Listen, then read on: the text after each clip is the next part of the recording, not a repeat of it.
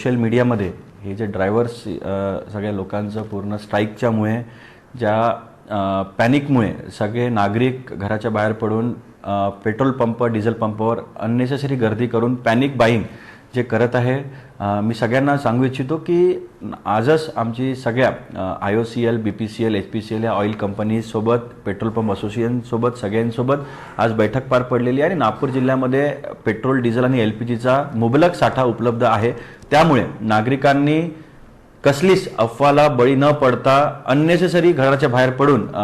गाडीमध्ये petrol diesel असताना सुद्धा की बाबा उद्या पेट्रोल आणि डिझेल संपेल याच्या भीतीने अननेसेसरी पॅनिक बाईंग करण्यासाठी पेट्रोल पंपावर गर्दी करू नये। जिल्हा प्रशासन, पोलीस प्रशासन आणि ऑइल कंपनी सगळे मिळून इसेन्शियल सर्व्हिसेस पेट्रोल, डिझेल, LPGचा अनइंटरप्टेड सप्लाय नागपूरमध्ये कायम राहील यासाठी कटिबद्ध आहे, ते प्रयत्नशील आहे। त्यामुळे माझी सगळ्या नागरिकांना अजून एकदा विनंती आहे की कसल्याच सोशल मीडियामध्ये अफवाला बळी न पडता